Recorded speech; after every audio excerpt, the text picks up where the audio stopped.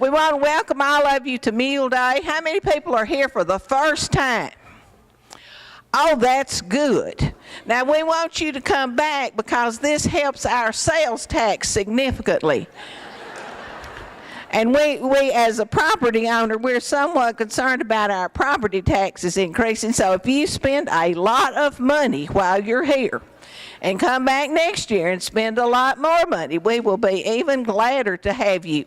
How many people have been here many years? You never miss it. Mr. Mule down here said he never misses it. How many times have you been? 1985. Has anybody been more than since 1985? How long? Her whole life. We won't ask a lady how old she is.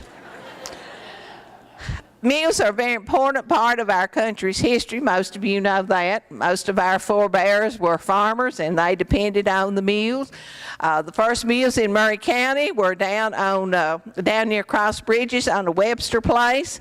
And from that meager beginning, mules from Murray County have been shipped all over the world. They help serve as mounts when our soldiers rode mules as a part of their battle procedures, and we're very proud of the heritage there. Now, some people think this is a lack of culture, that we would hearken back to our roots, but I think that probably is a good way to keep us grounded, that we have some sense of where we came from and who came before us in order that we might be here today. How many of you grew up on a farm? See? It's still out there, isn't it? Despite the high rises and the condominiums, it's still out there, and we're very proud to celebrate that. Is there anybody who is in the process of registering or who is about to be struck by a bolt of inspiration? You're going to be struck by a bolt of inspiration, sir? All right. Have you filled out one of these? Oh, the boss. Come on, boss. Oh, let him. He might win. He might win, and then he can give you the money. Good steak dinner. That's right. All right. We want to thank all of you for being here. I know there are lots of other things going on here. And we mentioned the people who still had a connection with the farm. And this is something that came out of the Mule Day book, which, by the way, as an old English teacher, I can say that the Mule Day booklet has done increasingly better over the years and is somewhat literary. Notice I didn't say completely, but it's somewhat literary.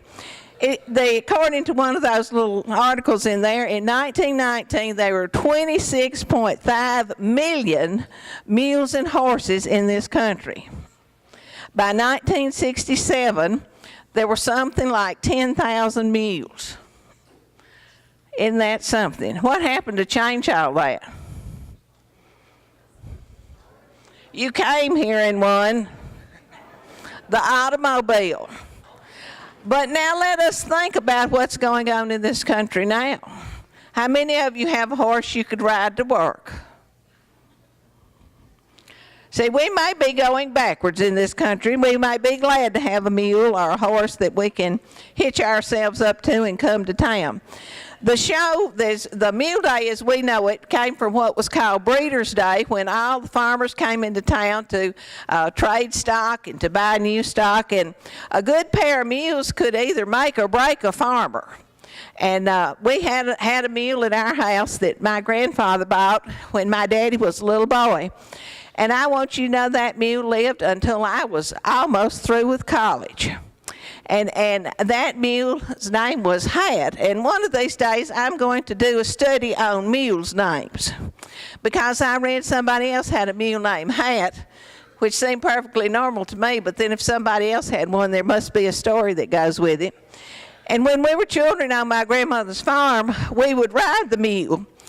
The mule didn't care that there were 4 or 5 children hanging on him, and we'd put a sheet on the mule, so we looked sort of like something out of the Middle Ages. At least to us, I'm sure to the mule we just looked silly.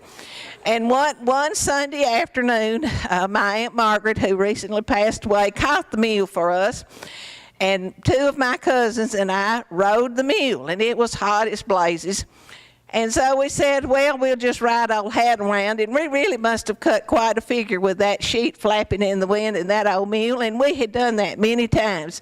And my mother would say, that mule's going to kill y'all. And we'd say, oh, that's old Hat. He's not going to bother anybody. But that particular time, old Hat went in the barn, but we didn't. And I've got the scar on my leg to prove it. All right, is there anybody else who wants to enter the contest? Last year, I think I told the most outstanding whopper Murray County has had. Maybe we'll be able to top this, maybe not, when that wheeler dealer came to Spring Hill and said he was going to build a Disney-esque place up there complete with a professional ball team. And people just went gaga over it, and then he disappeared, and they discovered he didn't have any money at all. Nobody could even find him. And I'm sorry to say we don't have a tale of that caliber this year. I guess one of the most interesting things in Columbia this time is that we have completed the river walk. And if you go by Riverside, yes, that's worth it. If you go by Riverside, you will see a wonderful display of landscaping and all such as that. But the thing that troubles me most is that on the posts there, which decorate the walkways, are not ducks for Duck River, but some kind of thing that looks like a cross between a crane and a flamingo. That's not exactly a lie, but it's strange to me. And perhaps they will want to change the name of our river. All right, is there anybody who wants to join up now? And if your wife decides you can tell. No? Okay. All right, we want to recognize our judges, Mike Williams, Boone Lancaster, and Judge Bobby Sands. Remember that you're going to be speaking before a judge and two men of great character. So these are whoppers, big tails, extreme exaggerations, you know, the kind of things that the politicians have had on the news lately. So here we go. All right, we have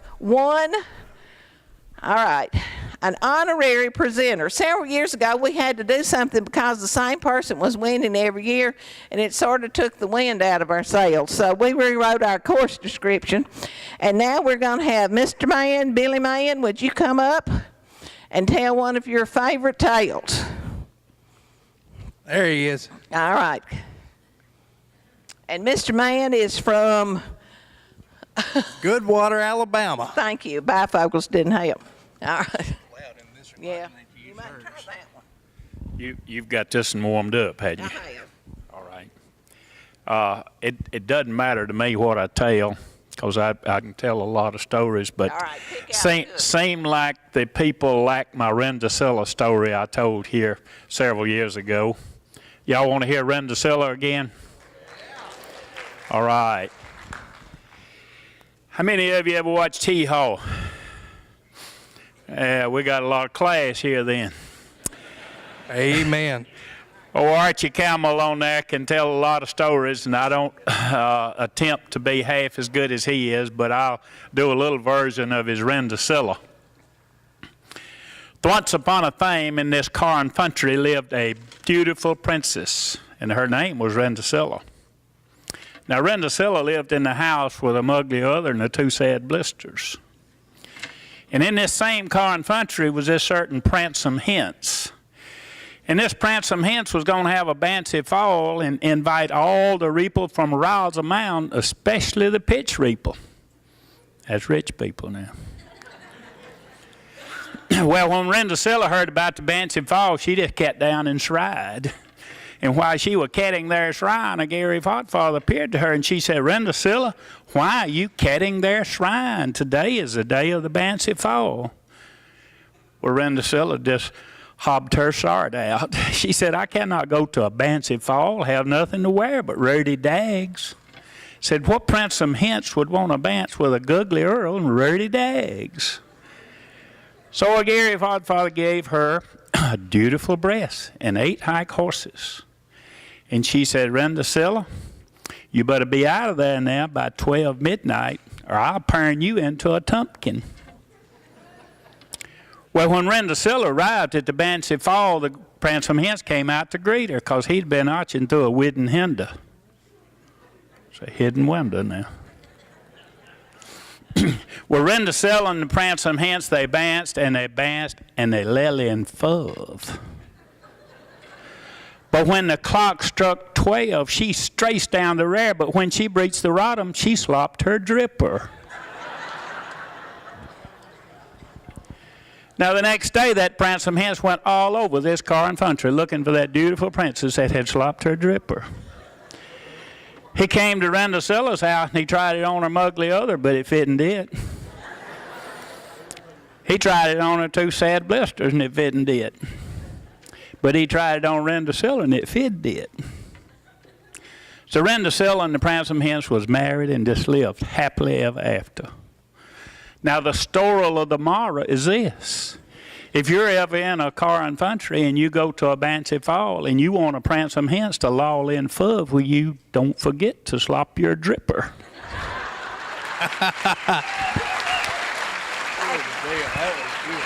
Thank you. Here you are. Good job. Oh, here comes the girls. Get them up here right All right. All right. And looky here, we've got our beautiful Mule Day court up here. So if y'all want to come on stage, I'm telling you. You do that, Adam. I'll write down their names. I'm always glad to see the Mule Day court come in here. Uh-huh.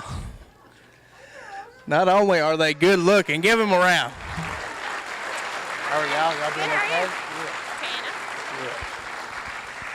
I'm going to give these ladies the microphone. And not only are they beautiful this evening, but they always have a good story for us. So I'll let y'all introduce yourselves and do your story. Okay. I'm Tana Norman. I'm the 2012 Mule Day Queen. I'm Caitlin Huckabee, and I'm your first runner-up this year. I'm Hannah Lawrence. I'm your second runner-up this year. Brittany Sharp, and I'm your third runner-up this year. I am Taylor Willis, and I'm your 4th runner-up this year. Go get it, girl. We're going to tell y'all a little tale. So there once was a New York man who was tired of the big city. So he packed up his wife and all that he had and moved to Columbia, Tennessee. He bought a farm with a big barn and a lot of fields that needed to be plowed. His wife looked at him one day and said, "Honey, you know, I need a mule to plow my fields." And he said, "Well, that's just what I'll go get." So he walked out of the house and walked to the nearest neighbor. And the neighbor knew before he even got there that this gent was a city slicker and he was going to have some fun. The New York man asked the farmer, "How is the easiest way for me to get a mule?" The farmer said, "You can do it one of 2 ways. You can buy a mule, or you can hatch yourself a mule egg." The New York City man said, "Well, I want to hatch me one of those mule eggs. How do I get one of those?" The farmer man said, "Well, hold on just a second. I think I have one in the house. I'll give it to you." So the farmer man came out to the city man and he said, "All right, now here it is." It was a fuzzy coconut / egg, so the city man thought. He said, "Now remember, you've got to sit on this egg day and night for a week." The city man was ecstatic. He ran all the way home to tell his wife all about the good news. As soon as the wife heard the news, they got right to it. That night, they started sitting on the egg. They sat on it for 1 week, 2 weeks, and by the 3rd week, the wife had it. She said, "This is a rotten egg. No good. Throw it out in the bushes." So the husband did just that. As soon as they threw the egg in the bushes, a long-eared, long-legged Jack Rabbit comes through the bushes, flying through the yard. The wife yells, "Go get my baby mule! Go get my baby mule!" So the husband did just that. He ran after the jackrabbit / baby mule and came home empty-handed. The wife said, well, where'd he go? Did you not catch it? And he said, nope, that's the fastest baby mule I've ever seen, and I don't want to plow my fields that fast.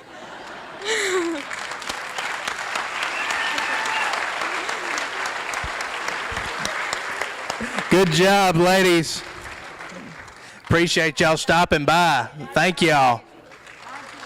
Give them a big round of applause. 2012 Mule Day Queen in her court.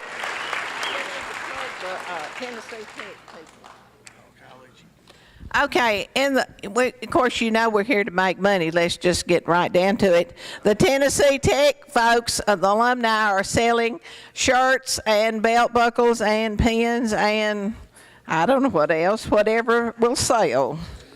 Because of that, about 500 of our children over the years have had scholarships to Tennessee Tech. That's a very active alumni group, and we're very proud of them. We also have this lovely collector's item. I'm sure you want to add this to yours. Oh, Adam's going to model this. This is from the Academic Boosters, and this is a little pun on the lion word. This is Lion Parkway. That's what the Yankees would say, lion. We say Lion Parkway, so it sounds like, are you lying to me? But anyway, there's a little thing on here, and they really must have been thinking of politicians. What does it say, Adam? Know how to tell he's a lion? His lips are moving. All right, but you'll want one of those, I feel sure. No home would be complete without the set. All right, we're ready to get started. Now, let me tell you a thing or two. If you get up here and talk too long, I'll get the hook and pull you off the stage. And just say one thing. Now, I know how the Southern mind and the storyteller mind works, because you'll think of something and they'll make you think of something else, and then they'll make you think of something else, and you've just got to tell it. Well, we don't want to stay here till breakfast. So let's try one. Let's try under 5 minutes. And remember, this is a family group. Now, I had some little boys one time to talk ugly up here, and they won. And I suggested they put that money in Sunday school.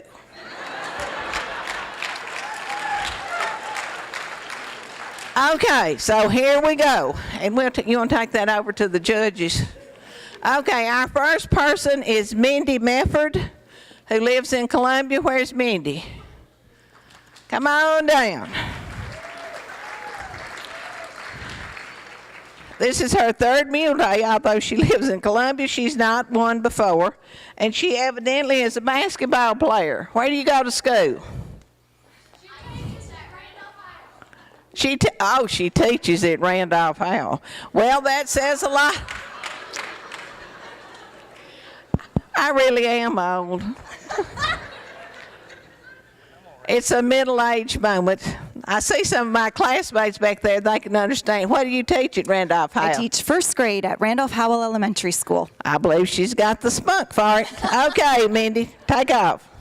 Well, on my form, they asked me what I wanted to, if there was something that I wanted you to know, and I said that my goal was to someday make the Canadian Olympic basketball team, because I figured that was the closest to a tall tale someone my height was ever going to get. So, I am Canadian, but I've lived in Columbia now for almost 4 years, and ever since we've been coming to Mule Day, and I thought, well, maybe I would give it a try and see how my stories went.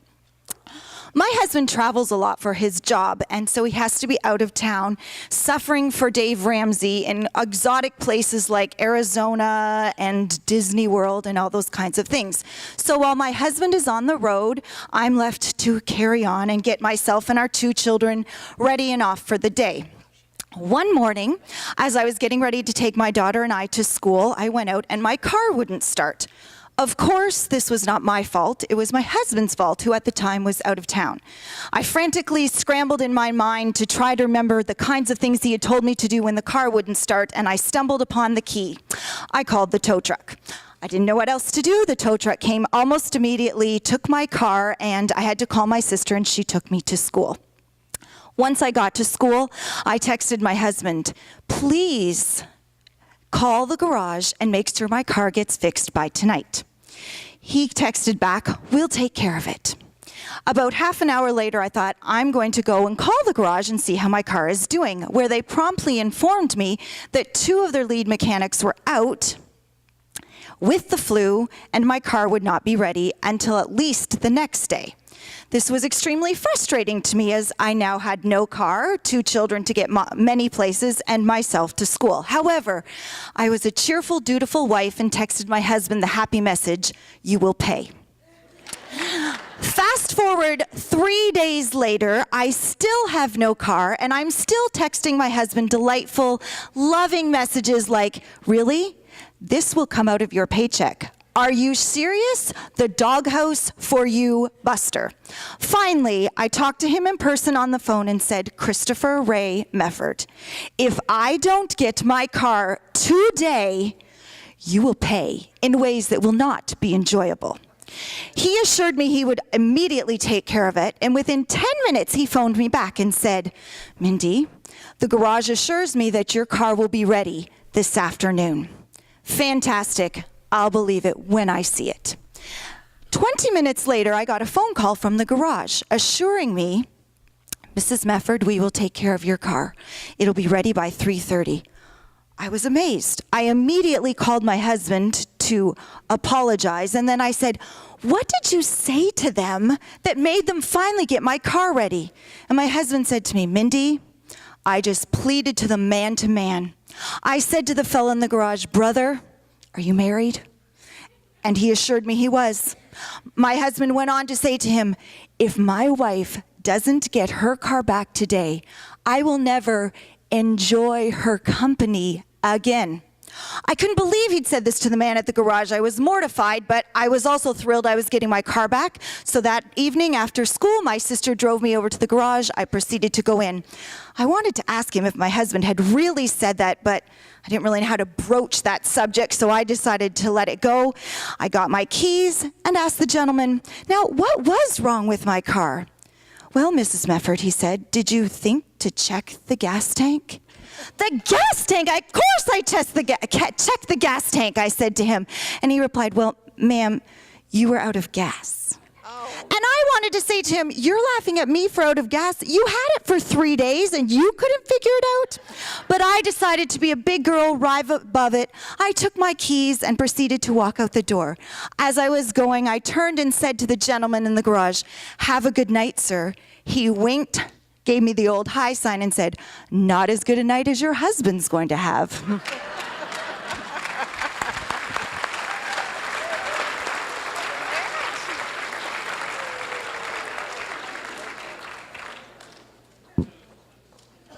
All right, how about that? Up next, we have Mr. Fred Frawley. Where's Fred? There he is. Let's see. One thing interesting about Fred Frawley, he wrote that he stood on top of the World Trade Center in April 2001, before 9/11. And he's sad to say that is not a story. But at least that's... I'm going to hand this over to you.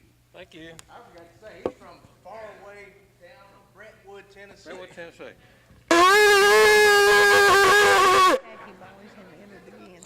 This is a very valuable thing to me. My grandpa gave this to me and before he passed away, and he used his horn to call in the foxhounds when we'd go fox hunting. Now, if some of you are north of the Mason-Dixon line, you may not understand what fox hunting means in the South.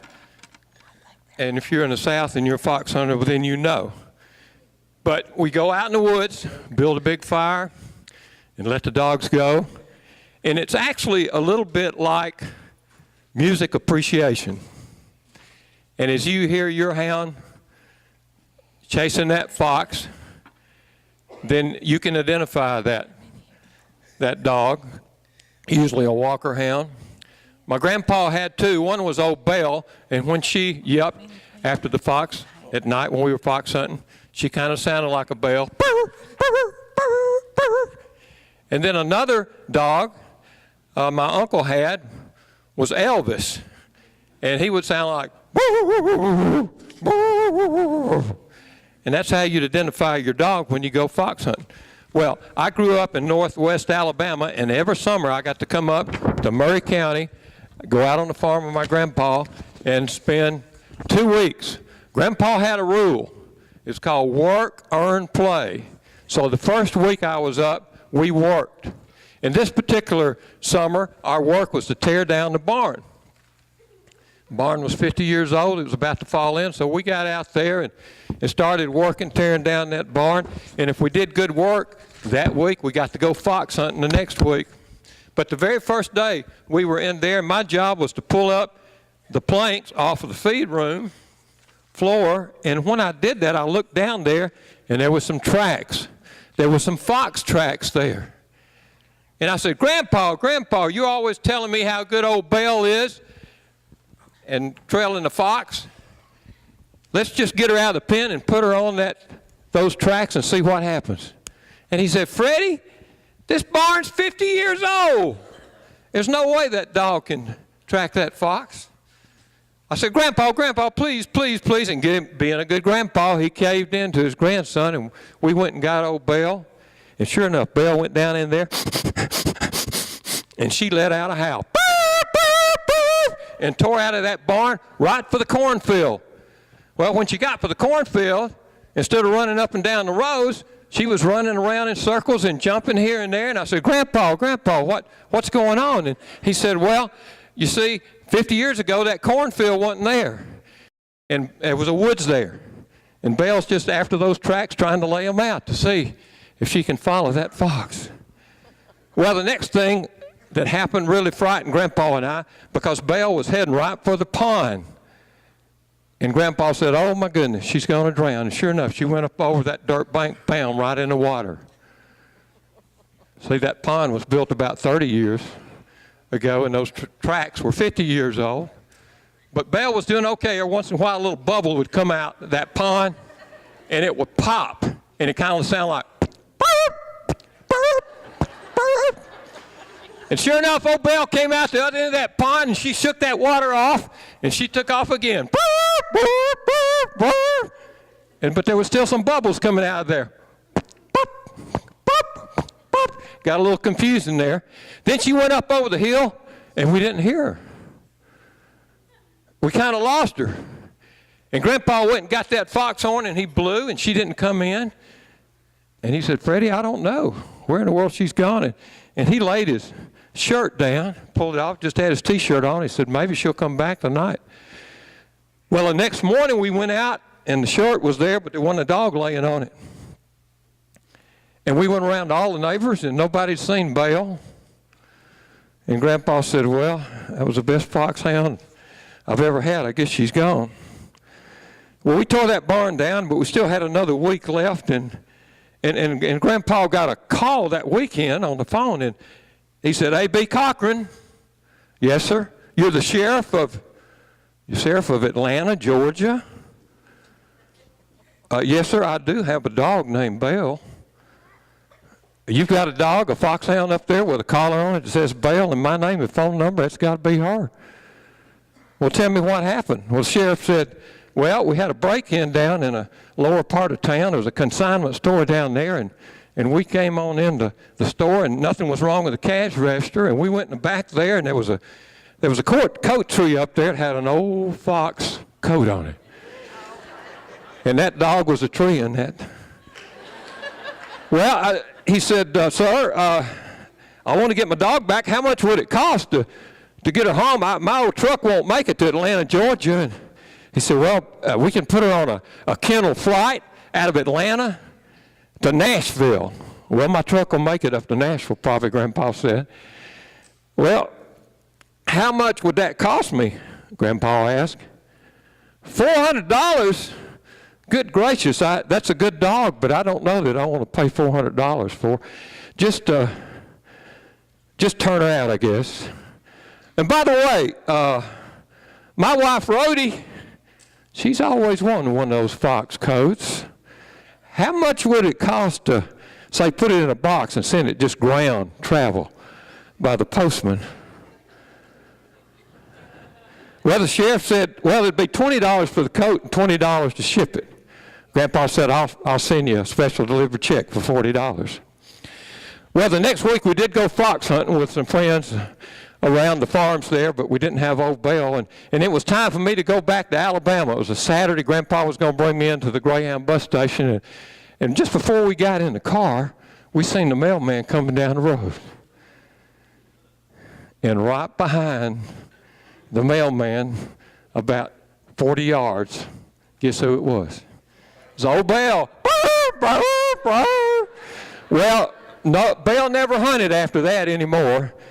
Grandpa just retired her, but Grandpa became the president of the Murray County Greater Foxhound Association for that feat, and he just retired Bell because she had, as he said, too high a mileage. Thank you.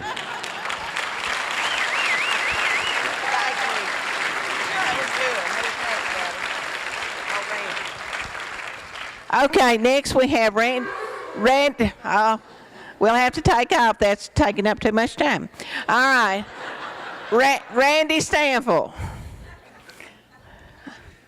a local fireman and happy fellow. He might win the award for traveling the furthest today. I don't know. Columbia, Tennessee.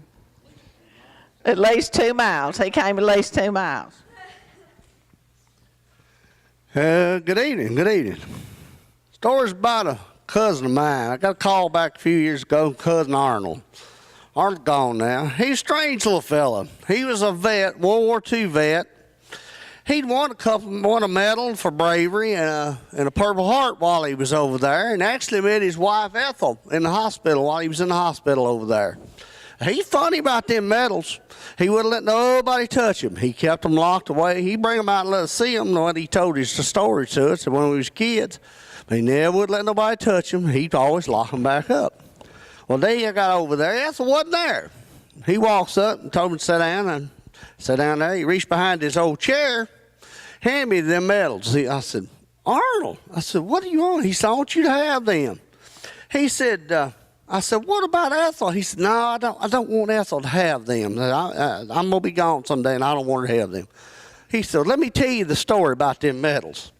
He said, when I was about 10 years old, we had this mule born. His name was Jake. We named him Jake.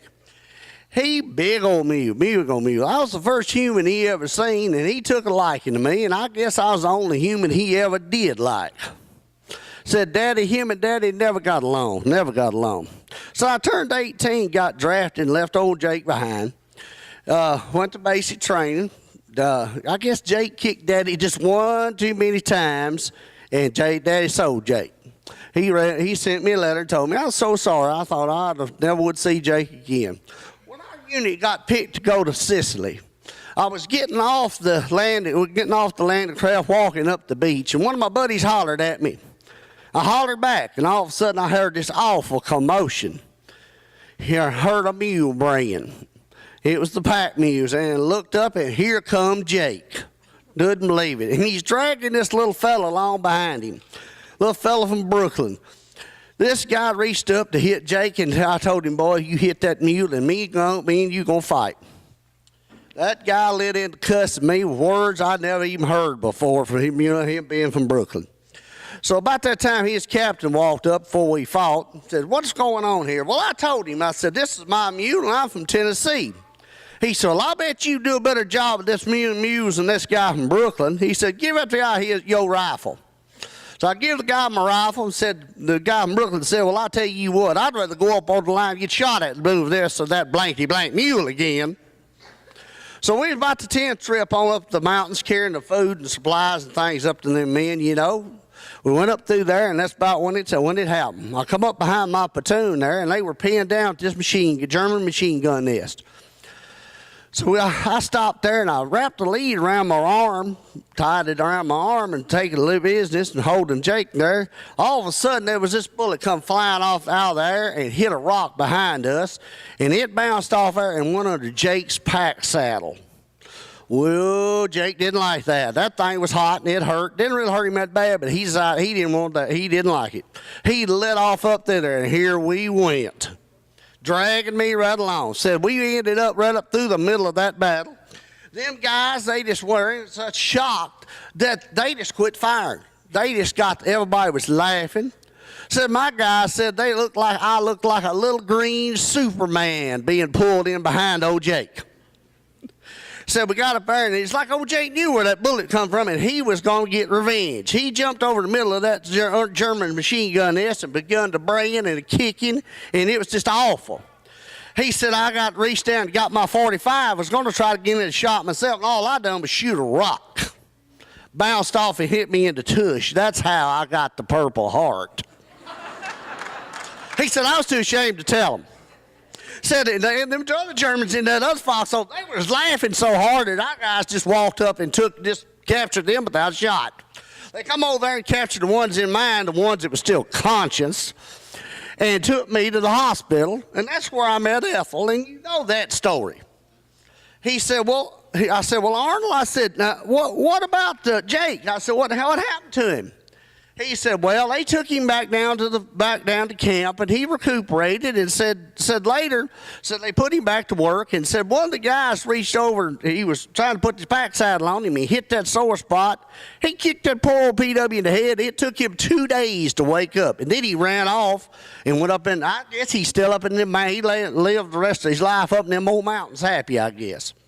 Well, I finally quit laughing long enough and asked him, I said, Arnold, I said, what about the medal for bravery?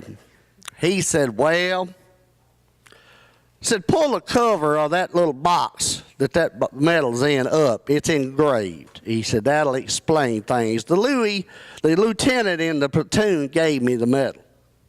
I pulled that paper up and I looked under there, and it said, to Jake Mule McKee for courage under fire. And to Arnold, he was just along for the ride. Thank you. All right, Adam, who's next? Okay, next we have somebody that traveled over 600 miles to come to Columbia, Tennessee in Mule Day. Ron Fletcher. All right, here comes Ron. He says he was practicing. I want to tell you, when we came in, he had his little notebook out, and he was practicing. And like a good student, he is prepared for his lesson he's about to deliver. I'll turn you over the mic. He said he was a mule man before mules were popular. In West Virginia, anyway. Actually, I was getting a backup in case somebody told my story. Oh. You mean there's a whole body of this literature out there just waiting to be discovered? We are astounded. 23 years ago, I got a phone call from a guy in Summershade, Kentucky, and I raised North Country Cheviot sheep, and he was interested in North Countries. And he didn't want to travel clear to West Virginia to get them, and I told him, I said, I've been reading about a thing in Columbia, Tennessee called Mule Days, and I would love to come. And I'll guarantee my sheep, and I'll deliver them to you just so I can make the trip to Columbia. This is my 18th trip in them 23 years. Very good. Thank you for coming. One of the reasons that I've kept coming here is I've made so many friends down here, and it's just almost like a reunion to come down and see people. And the friendliness of this area has just really stuck on me, I guess. And that brings me to my story. We got down here Wednesday night and needed a few supplies, so we decided we'd just run down to a local Walmart. So while we're in the Walmart shopping there, I decided I would go to the restroom. As the door slammed shut on the restroom, this voice from the stall beside of me says, "Hi, how you doing?" And I thought, man, we're friendly in West Virginia, but this is a little unreal. But I thought, who am I to try to interrupt somebody that's this friendly? So I thought, well, I'll just respond. And I said, well, I'm doing pretty good. I said, how are you? And he said, what have you been up to?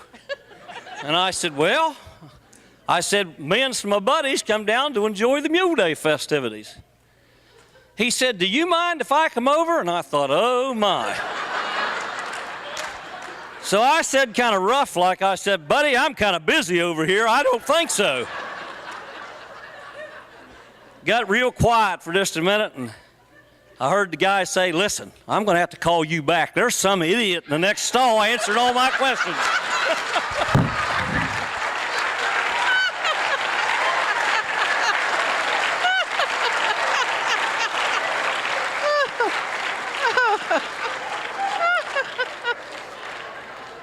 Where are we? I've lost. Okay. Is this working now? Okay. Is this right? Yeah, that's our next one. Thomas Treadwell from Waynesboro. Come on down. He's been here 5 times. It's 45 miles from Waynesboro. Did you check that with the odometer? Well, we're going to take your word. Oh, okay. One of many. All right. Okie dokie. Thank you. Well, what I'm going to tell is going to be a true story, and it's not going to take no 5 minutes. Well, we're glad for that. And so the only lie I'm going to tell is I don't want to win this. Now, this is about my grandmother. And at the time, she was 92 years old, still lived by herself, still owned her house. And she calls my mother, her daughter. Of course, I couldn't hear her end the conversation, but I could tell from my mother's expression that something was wrong. And her conversation went like this: Ned, I'm broke out in hives. I'm itching to death. I can't keep on living like this. You're going to have to do something for me. Mom told her okay, hung up. She makes her an appointment with a dermatologist here in Columbia. Well, the day of the appointment, I drive my mother over to pick my grandmother up. I go in to her kitchen table. I know there's something sweet's going to be there. Don't know what, but I know there's going to be something sweet. Well, there on her table was a half-pound bag of M&Ms opened up. I poured some in my hand. I stepped into the living room. I gave my mother some. We ate them. We didn't think nothing else about it. Well, after the doctor's appointment, we go out to eat lunch. We're sitting there. My grandmother goes, well, I thought chocolate might have been breaking me out, so I've not been eating any chocolate. Well, I thought back to the M&Ms. I says, Granny, who opened up that bag of M&Ms? She goes, I did. I said, they're chocolate. She says, oh, no. I've been picking the brown ones out.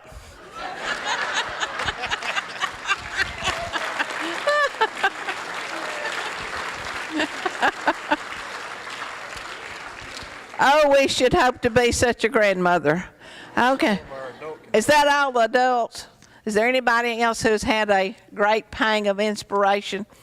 Okay, Runaway Freight's going to play a little bit, and while they're getting set up to play, I want all the young people who have signed up to tell to bring their sweet bodies down here and plant them over here in this seat to facilitate this matter. So if you are one of those young people who is carrying on the fine art of oral storytelling, bring yourself up here and plant yourself over there. It's time for our 17 and under division of the Liars contest.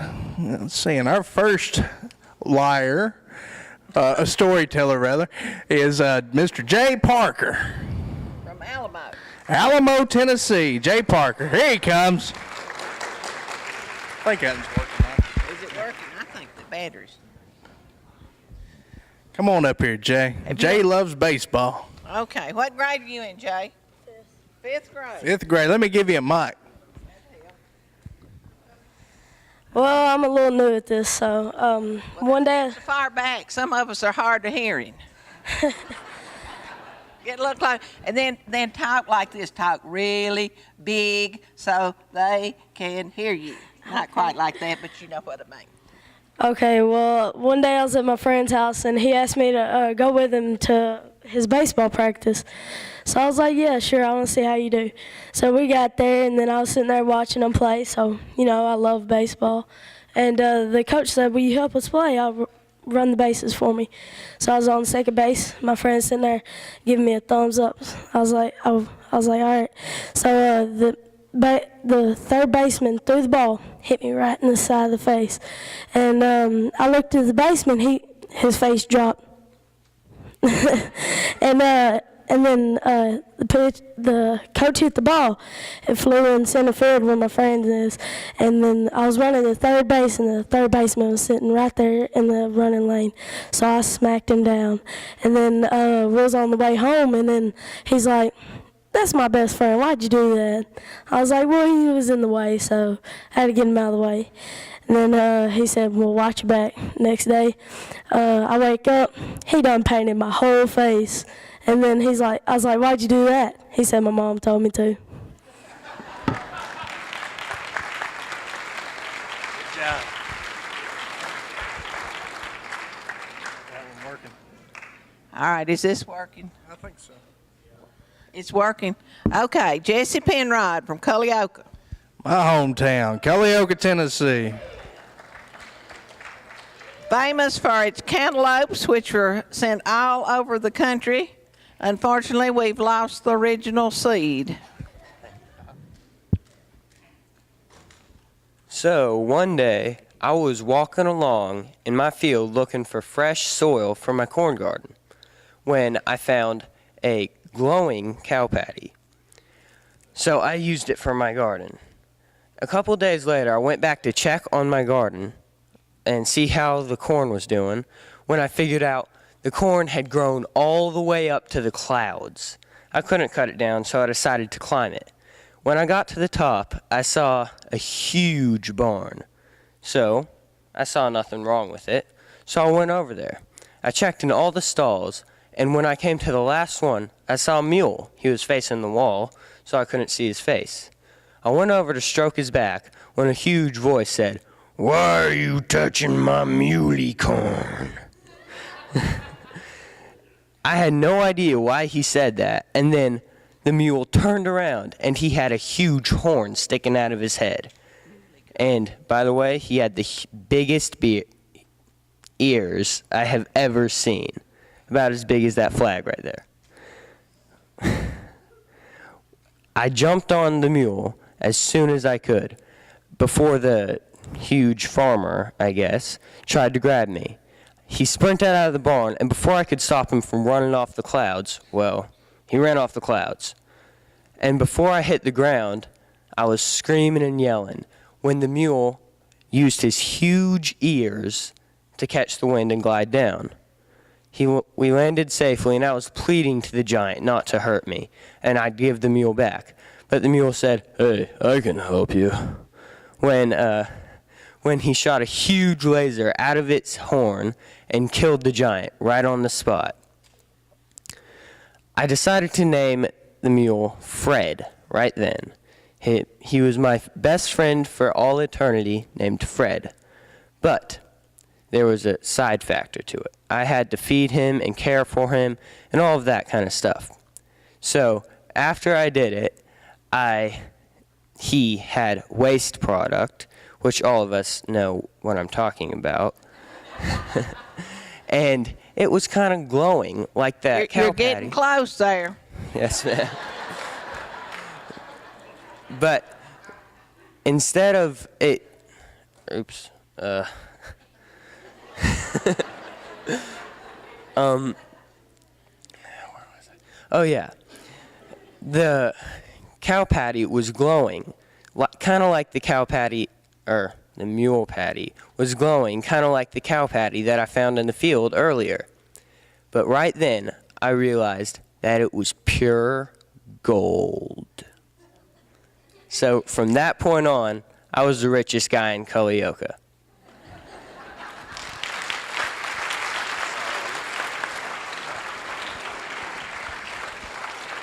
All right, who's next here? Aaron Farmer. Aaron Farmer. Here comes Aaron. Okay, from Columbia. He's a football player. Where do you go to school? You're homeschooled, okay.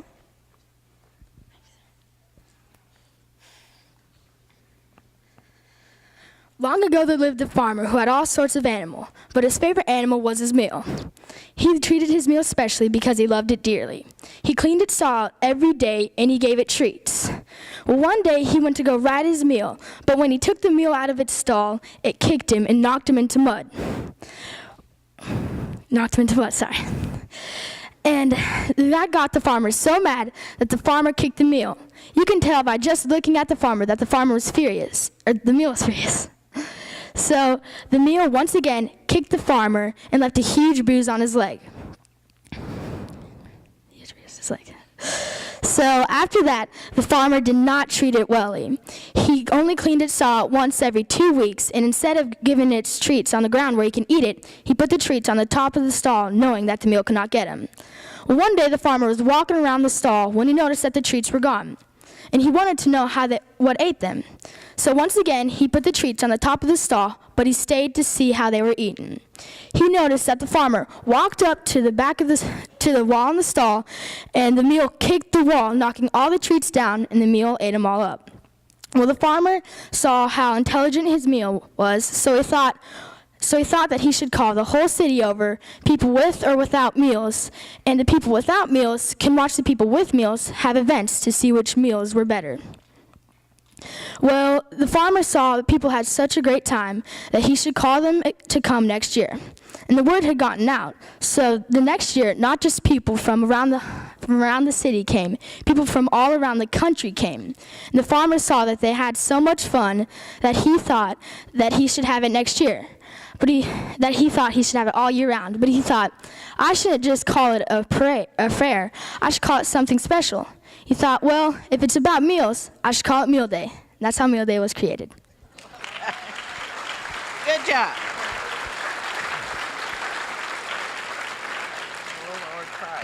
Okay, Levi Penrod, please come to the stage.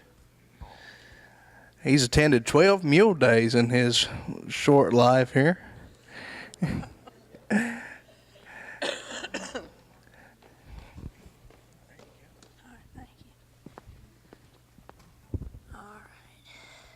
So, there were a group of deer, and they all were real jealous of Mule Day. So, they wanted something else. And so, they decided that instead of having Mule Day, they would call it Deer Day. But they had to get some way to make it be called that. So, they decided that they would kidnap the Grand Marshal and force him to change it to Deer Day. So they did, and he wouldn't do what they said. So they threatened him that they would kill him if he didn't. So, do y'all know that the Middle Tennessee deer all love funnel cakes? So, all the funnel cake vendors from the Mule Day came to Grand Marshal's rescue, and the deer agreed to let him go if he would let them walk in the parade and have as many funnel cakes as they wanted all night long. So he did, and at the end of the night, all the deer were so stuffed full of funnel cakes, they decided they didn't want to do the parade. And the Grand Marshal had a nice day. Didn't know how to end it. Christina Thompson from Lake Cormorant, Mississippi. I would like to encourage young ladies to use their talents like this.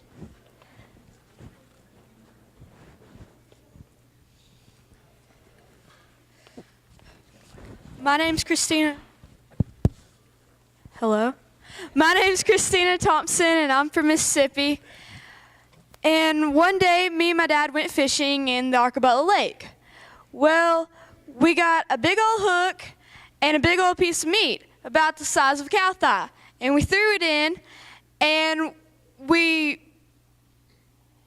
drove around in our boat around the Arcabella a couple times. Well, all of a sudden our boat stopped, and we could feel the fish on the end of the line. and we are fighting it and fighting it. Finally, we got it up enough out of the water a little bit to where we could see its eye, where we quickly took a picture. We sent the picture, well, then the line broke, and then we sent the picture in. Kind of important. Well, the line broke. The line broke, and we sent the picture in and had it developed. They sent it back to us, and the picture weighed 11 pounds.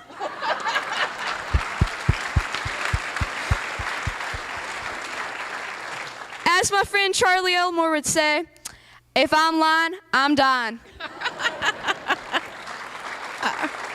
Oh, that was cute.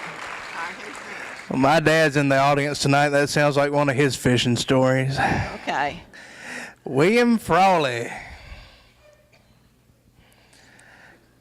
William attends Ravenwood High School and is in the 9th grade. And he lives in Nolensville, Tennessee.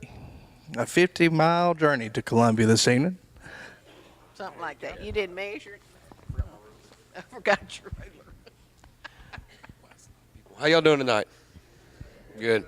I'm going to talk to y'all about something. It's something that I love and something that I hate. Something that I love is turkey hunting. Love turkey hunting more than anything. Something that I hate is snakes. I hate snakes more than anything.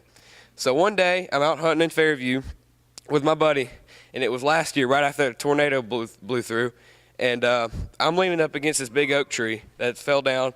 He's about 5 yards to my right. And I'm sitting there, got a turkey gobbling. We can tell he flew down, and I'm shaking like a leaf.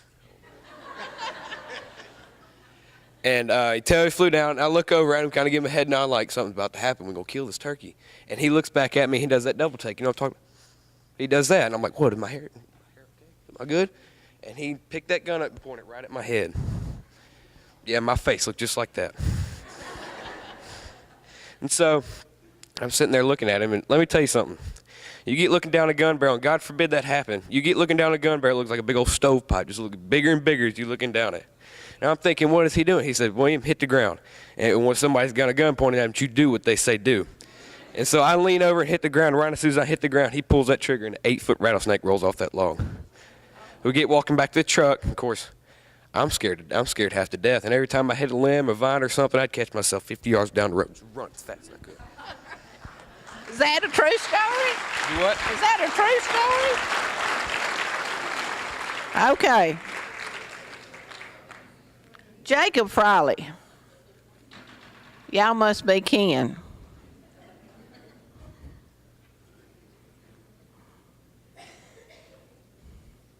I know the suspense is killing you.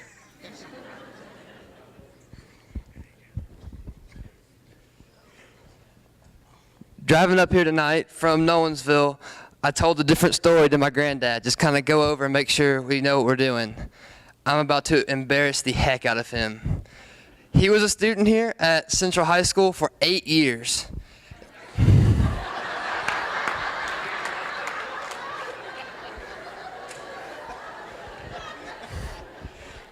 Two years each grade, 2 years, 9th grade, 10th grade, 11th grade, 12th grade.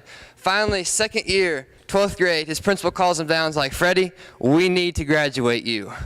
I'm going to give you a 3-question test. Take-home test, no problems, study up, you'll do great, we'll get you on out of here. He's like, all right, I think I can do that. Principal says, all right, here we go. First question, how many seconds are there in a year? My granddad's like, ooh, math. That's why I'm still stuck here. He's like, okay, take-home test, don't worry about it, figure it out. Second question, how many days of the week are there that start with T? My granddad's like, spelling, that's also why I'm here. And he's like, all right, just go home, figure it out, dictionary, everything, figure it out, bring it in tomorrow. Third question, how many D's are there in Rudolph the Red-Nosed Reindeer? My granddad's like, math and spelling? Are you kidding me? Goes home, studies up.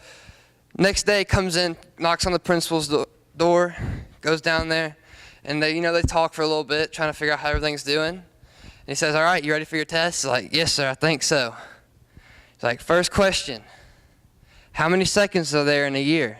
My granddad kind of thinks about it for a second to make sure. He says, there's 12 seconds in a year, sir. He's like, 12 seconds? How, 12 seconds. He's like, yeah, there's January 2nd, February 2nd, March 2nd. Principal's like, not exactly what we're looking for, but you know, I mean, it's true. It's true. We'll give it to you. All right, second question. Second question was, how many days of the week are there that start with T? My granddad gets a little smile on his face because he knows this one. He goes, it's today and tomorrow. He's like, I guess we'll have to give you that one too. He's like, all right, one more question. How many D's are there in Rudolph the Red-Nosed Reindeer? You know, Granddad scratches his head a little bit. It's like, I counted around 200, I'm pretty sure. And the principal's like, 200. 200 D's in Rudolph the Red-Nosed Reindeer. He's like, yes, sir. How exactly did you get that answer, Freddie? He's like, when I counted up last night, I was like, D-D-D-D-D-D-D. Thank y'all.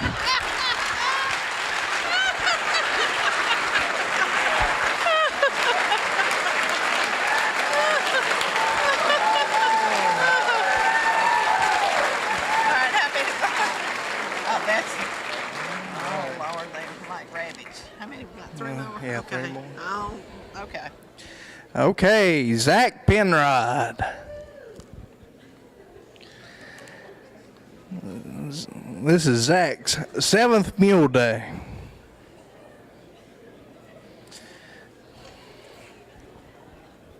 There you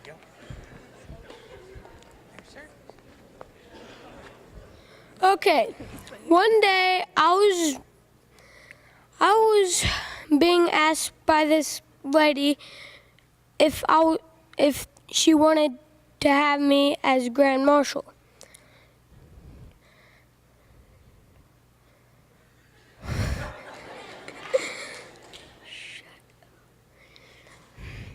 So I said yes. And the next day I told my brothers about it, 7 brothers, including me. And then they got jealous, really jealous. So then the next day we went to Mule Day. And then they tricked me into staying at the petting zoo. And then I got on this donkey or mule. And then I said, I'm going to go to the parade. So I went to the parade, and I was Grand Marshal. Okay.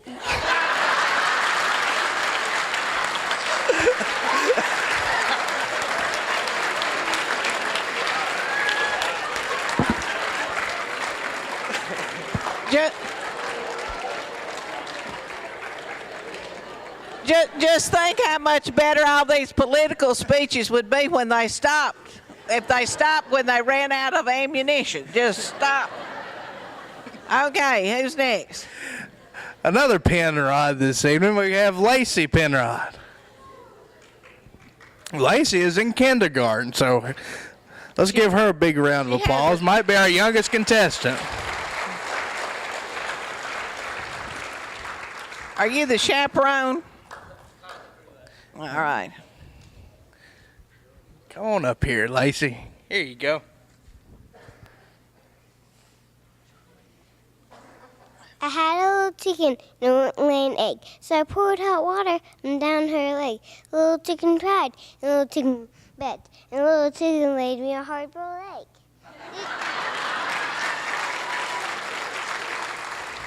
Some chick. But this is an Irish contest. This is not a hard-boiled egg.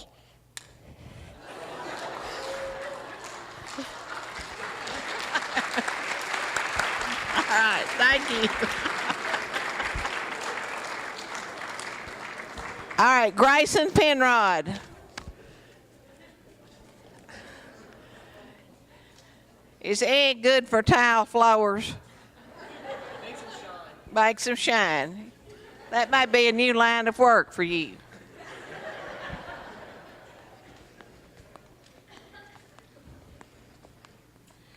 Thousands of years ago, there was a man by the name of Bob Mulehorn. He had a female donkey named Lila and a male horse named Paul. And you know how that goes. Pretty soon they fell in love. And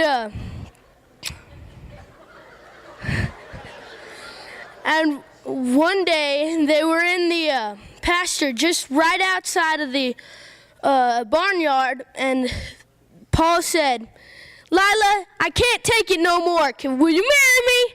And she said, "Of course I will. I've been waiting for you to say that all year."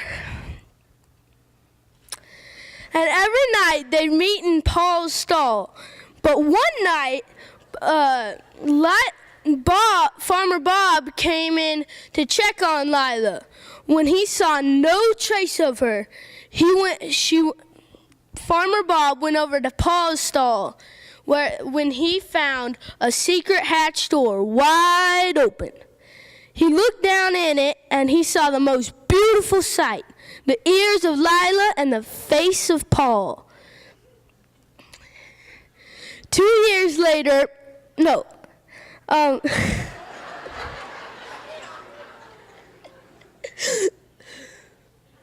he decided, since it was so beautiful and so young, he couldn't raise it, so he let Lila teach it all the things of the animal kingdom. 2 years later, he decided to take and see about the horse donkey, and see about him, about how good he was at plowing. When he saw how strong he was, he said, he thought for a minute, wait, I haven't given this creature a name. Should I name it after me, Bob, or Mule? He decided Mule, and had the biggest party for it. And decided to call it the Mule Day.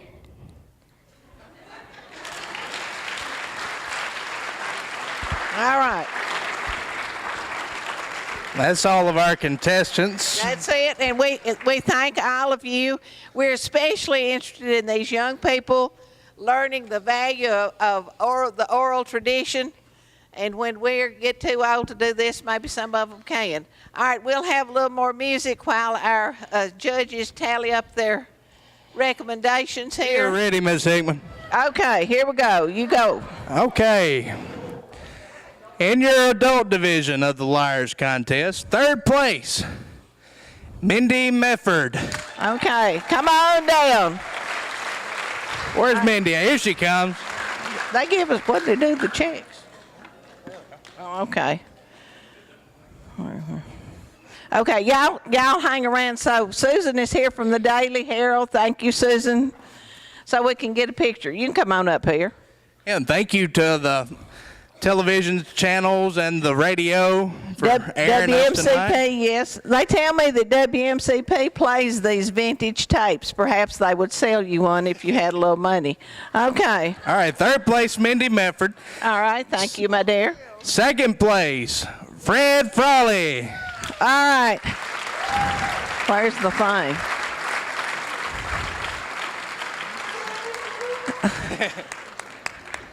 He's going to keep on till he finally wins. Persistence will pay off, Fred. Thank you. Okay. And your first place winner, Ron Fletcher. All right. There he is. All right. See, that's a good lesson right there. He practiced and he won. Yes, practice makes perfect. That's right. Okay, y'all just stay up here. Susan, you want a picture? Okay, and we'll get the children up here. All right. Go ahead there, Professor. Oh, I got the paper. Is that the right paper? No, wrong paper. Where's the other paper? Oh, it's the wrong color. Okay, here we go. Third place, Aaron Farmer.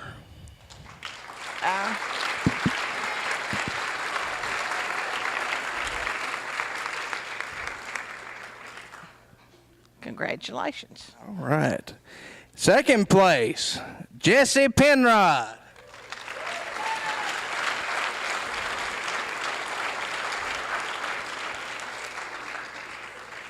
And your first place youth winner, Jacob Frawley. All right.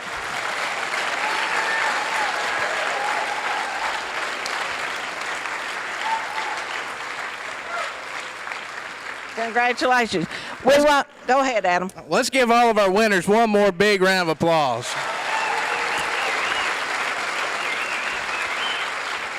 We'll get them on up here. Y'all need to move forward. We thank you so much for being here. We hope you enjoy everything that goes on about Mule Day. Most of us enjoy most things about Mule Day. Perhaps the traffic is a little challenging sometime, but we look forward to seeing you next year. Tell your friends about, once again, this highly cultural event. Yes. We'll see you next year.